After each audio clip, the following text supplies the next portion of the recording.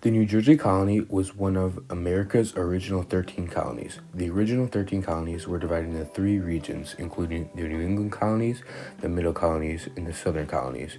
The New Jersey colony was one of the Middle colonies, which also included the New York colony, the Delaware colony, and the Pennsylvania colony. Jan Cobbett was the first European explorer to come in contact with the New Jersey shore. Henry Hudson also explored this area as he searched for the Northwest Passage. The area that would later be New Jersey was part of New Netherland. The Dutch West India Company gave Michael Paul a patronship in New Jersey. He called his land Pavonia, after his name. New Jersey's early colonial history is similar to New York's. Like New York, the area was first colonized by Dutch settlers around 1613. The colony was called New Netherland, like I said before, and included parts of modern-day New York and New Jersey. In 1660, the town of Bergen became the first established town in the New Jersey portion of New Netherland. Today, it is the large city named Jersey City. In 1664, England took control of land that is now New Jersey, and King Charles II gave the whole area between New England and Maryland to his brother, the Duke of York. The Duke of York then granted the land between the Hudson and Delaware rivers to Sir George Carteret and Lord Berkeley. Both had been loyal to him during the English Civil War. The proprietors had the power to appoint the governor of the colony, and George appointed his cousin Philip as the first governor in 1665. The new proprietors did all they could to increase settlement in the colony. They guaranteed religious freedom to those who were willing to settle in New Jersey. Carteret established his first capital at Elizabethtown. It was difficult for the proprietors to collect any taxes from the inhabited, so in March 1673, Berkeley sold his part of the colony to the Quakers. After the sale of the Quakers, the colony was divided into two, East and West Jersey. That political division lasted between 1674 and 702. Each had their own constitution. The border was never firmly established and often in dispute. In 1702, East Jersey and West Jersey became one royal colony. However, it wasn't until 738 that the New Jersey colony actually separated from New York's government and adopted its own governor, Lewis Morris. Religion wasn't 100% an issue during the time of the 13 colonies, as you probably know.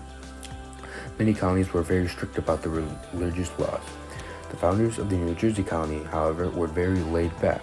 For that portion of time, West Jersey was run by the peaceful Quakers, and East Jersey was run by the Puritans. The Quakers were ridiculed for their laid-back rules and their way of thinking. They thought differently about women and the Native Americans than the majority of other colonists. They thought that no matter what, every man was equal. West Jersey was like that fun uncle who let you do whatever you wanted to do. East Jersey, however, was a little different. East Jersey was run by the very strict Puritans. Puritans were Protestant and were very attached to the religion. The Puritans left England because they didn't think the Church of England was strict enough. The owners of New Jersey welcomed them in because all they wanted was more people on their land. They did not like each other, but there were no brawls or wars between the two sides. Religion was overall different in New Jersey because they welcomed in almost every type of religion. Natural resources in New Jersey included agricultural land, forests, which contained timber, iron ore, coal, and furs. Major exports from the New Jersey colony include livestock, rice, wheat, indigo, grain, and other agricultural products. Iron ore was important to the New Jersey colony. They used it to manufacture items to export to England such as tools, kettles, nails, plows. They also exported large chunks of iron to be manufactured into iron products elsewhere. The New Jersey colony was one of the colonies referred to as a breadbasket colony because it grew so much wheat, which was ground into flour and exported to England. Many farmers settled in New Jersey, and most worked from sunrise to sunset. Men would sell crops such as wheat, maize, beans, and grains. Farmers could also trade valuable crops with Native Americans. In exchange, the colonists would receive mainly spices and fur. Essentially, the New Jersey colony was just a stereotypical middle colony where people grew crops and sold them for profit. The climate of colonial New Jersey was very much the same as is currently, the only difference being slightly cooler weather. It was plenty warm enough to grow healthy crops, but the residents weren't sweating like crazy in their heavy clothes. New Jersey also had 4 distinct seasons, like Wisconsin. It's also important to note that New Jersey is a very flat colony with, you guessed it, room to grow crops. It is also directly on the Atlantic Ocean, which possibly could have meant that the colony was a port for colonies. However, with New York just a couple miles north, that is probably unlikely. The New Jersey colonists had a hostile relationship with Native Americans living there, excluding the Quakers.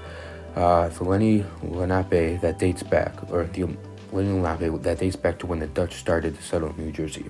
However, the English took over shortly, and with them came the idea of land ownership. This concept forever changed the lives of Native Americans who did not understand how land could be brought and sold like merchandise. The English colonists manipulated the Lenni Lenape and took much of their native land away. Diseases plagued the Native Americans and drove them out of the New Jersey and Delaware region. The New Jersey colony was not involved in many foreign and international conflicts and relations. Like I said I believe at the top, it was a stereotypical middle colony that did not face as much conflict as the other states did. In the years before the Revolution, anti-British feelings spread throughout the state, and about 1/3 of the people living here supported the rebels, 1/3 supported England, and 1/3 remained neutral. In 1776, New Jersey declared itself an independent state and joined the colonial side of the Revolutionary War. This is the only known conflict regarding the colony with foreign nations. Thank you.